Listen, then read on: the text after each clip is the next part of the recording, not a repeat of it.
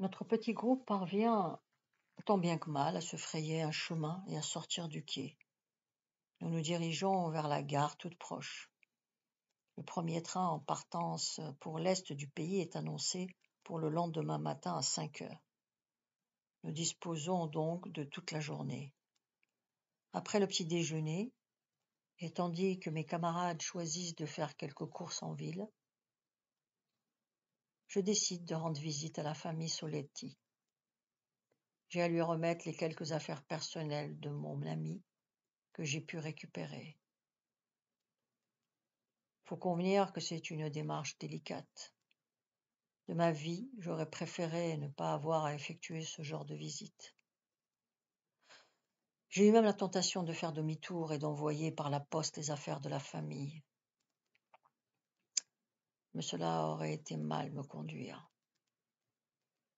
En cas de malheur, Joseph m'a fait promettre de rendre visite à ses parents. Je me dois de respecter sa mémoire, quand bien même cette démarche me coûte fort cher. La demeure du banquier est toujours aussi somptueuse et aussi bien entretenue. Je sais néanmoins que dans cette si belle maison, le bonheur d'une famille s'est brisé et que toute la fortune du banquier ne pourra malheureusement rien y changer. Joseph, mon ami Joseph, ne reviendra plus parmi les siens. Dieu en a décidé ainsi. Fidèle à son poste, le gardien m'ouvre le portail. En me conduisant dans la maison, il me fait part du terrible calvaire de la famille, qui ne se remet toujours pas de la disparition de Joseph. Pour une fois, j'ai de la sympathie à l'égard de ce serviteur dévoué. Il compatit sincèrement au deuil qui a frappé ceux qui, à l'évidence, sont bien plus que ses employeurs. Il est au service de la famille depuis la naissance de Joseph. Je ne doute pas de sa peine. En entrant dans la maison, je respire un grand coup pour essayer de surmonter l'angoisse que je sens me saisir. Je me force à préparer quelques formules de circonstance, mais je ne trouve rien d'approprié. La peur de ne pas être à la hauteur m'étreint la gorge. Je prie Dieu afin qu'il m'aide à trouver les paroles justes, car je suis incapable d'articuler un mot. Le banquier m'accueille. Il est livide. Je suis surpris de voir la transformation de son visage. Il a les cheveux grisonnants et les rides ont pris possession de son visage. C'est cet homme, à demi éteint, qui me fait entrer dans le salon. Il y a là la mère de Joseph, sa sœur Lucette et la jolie blonde qui a conquis en un tour de main le cœur de mon malheureux compagnon. La mère de Joseph est à proprement parler méconnaissable. On dirait qu'une abominable maladie a entrepris de ravager le corps de cette femme pourtant si douce et si charmante. Elle a vieilli prématurément. De loin, on dirait un cadavre. C'est affreux. Ses yeux sont exorbités, ses joues creusées par une détresse sans nom, les cheveux tirés vers l'arrière et ses habits noirs en deuil à jamais cette grande et très estimable dame. Dieu du ciel, que tout cela est injuste. Que dire de la jolie blonde qui a régné sans partage dans le cœur de Joseph? Je suis étonné de la rencontrer dans cette maison. Je ne la savais pas liée intimement à la famille. Elle porte dignement le deuil d'un amour intense mais cruellement éphémère. Quelles que soient les raisons de sa présence ici, je vois là une indiscutable preuve de son profond attachement à Joseph. Officiellement, tous deux n'étaient pas mariés, ni seulement fiancés, et cela confère à sa présence une dimension pathétique. Lucette est la seule qui semble avoir traversé cette tempête sans avoir connu le malheur. Elle est toujours aussi rayonnante, malgré les larmes qui, comme l'eau de la fontaine, ne doivent jamais quitter ses yeux. Sa présence parmi ces gens en perdition atténue quelque peu la désolation des lieux. Elle embrasse le dernier souvenir de son frère et je me sens l'âme déchirée. Au nom de toute la famille, le banquier me remercie d'avoir eu la gentillesse de rapporter le sac. Ensuite, il s'excuse de me recevoir dans de si mauvaises conditions. Il me prie de rester un moment en leur compagnie, en m'assurant que ma visite leur procure beaucoup de réconfort. Ils retrouvent un peu de leur fils. Tant, me dit-il, Joseph m'avait en sympathie. Après quelques banalités sur mon voyage, et quoiqu'il m'écoute poliment, je sens bien qu'il faut abréger et en arriver à un sujet plus tragique.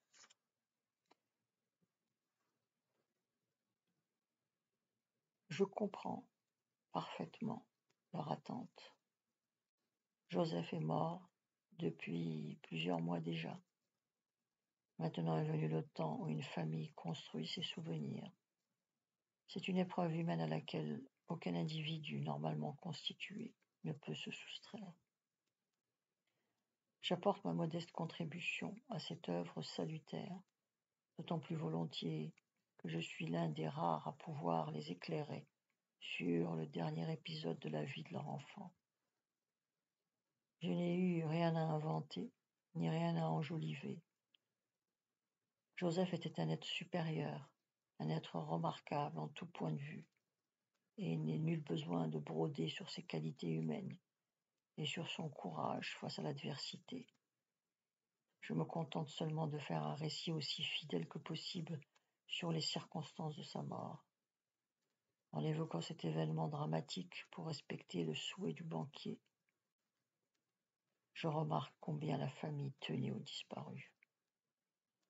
Il y a d'innombrables photos et portraits de Joseph sur les murs, ou plus simplement sur les meubles. On y voit Joseph à tous les âges de la vie. Je suis ému en tombant sur la photo d'un bébé, et je n'ai plus le désir de poursuivre mon récit. Surgissant de ma mémoire, des images et des sensations pénibles troublent ma sérénité. Une petite photo d'Helmut, me montrant avec sa famille, occupe mon esprit. Je songe aussi à mes frères, de qui je ne conserverai aucune photo. Enfin, quand j'imagine le massacre des prisonniers allemands, je perds définitivement le goût de parler. Je ferme les yeux et j'essaie de me raccrocher à des pensées plus réjouissantes, en vain. Personne n'insiste pour me demander de poursuivre, et je leur en suis reconnaissant. La mère pleure silencieusement, quant aux autres, on les sent crucifiés. La jolie blonde sort du salon et va sangloter dans la cuisine. Elle est rapidement rejointe par la mère. Un moment plus tard, la vieille reprend le dessus. La nouvelle servante amène dans le salon 2 petits enfants encore mal réveillés. Ils viennent tout juste de terminer la sieste. Je reconnais la fille de Lucette. Quant à la seconde petite fille qui apparemment marche depuis peu, je suis incapable de dire de qui est l'enfant. Elle aussi est ravissante.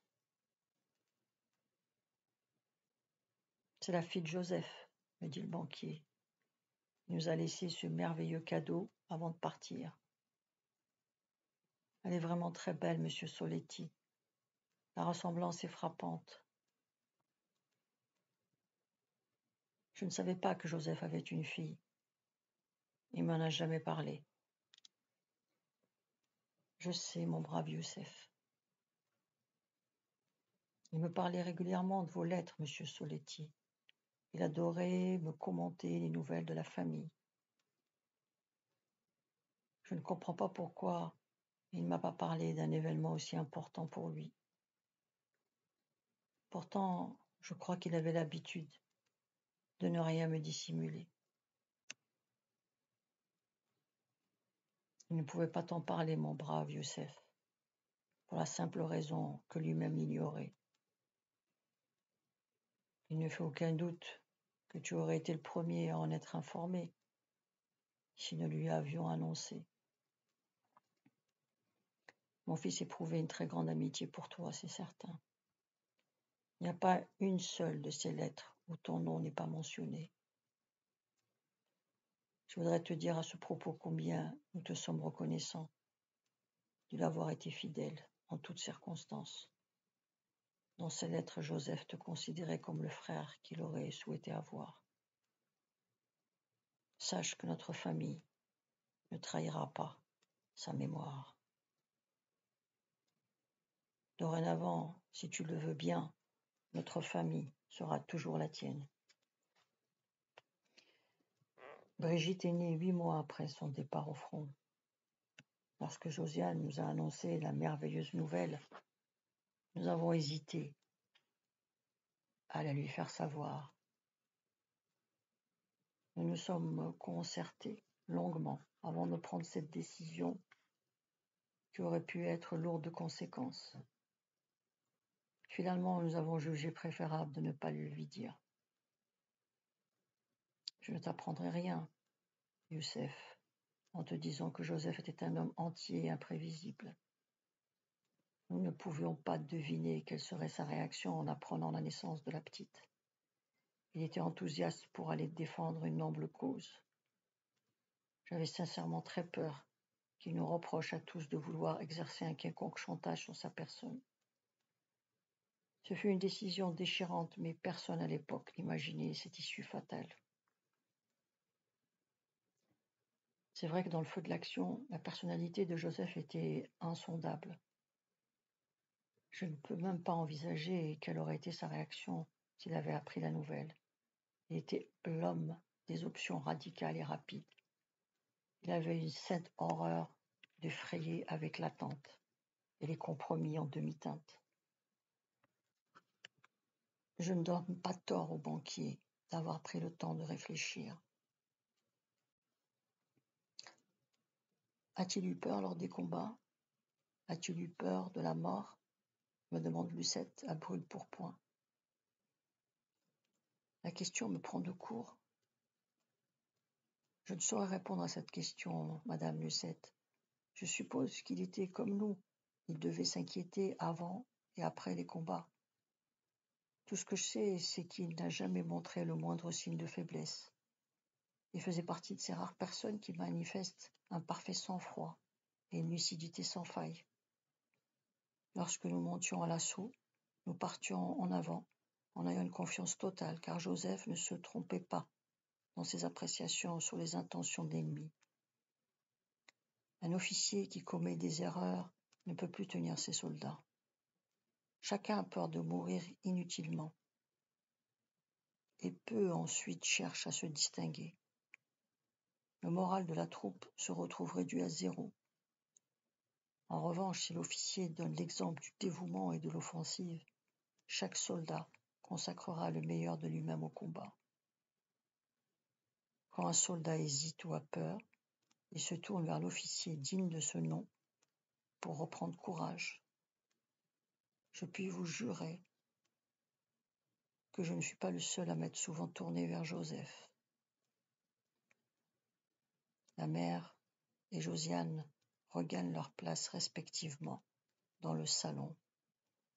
Elles ont refait surface et elles parviennent maintenant à contrôler leur chagrin.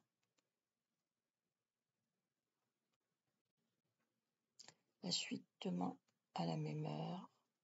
Vous pouvez vous abonner.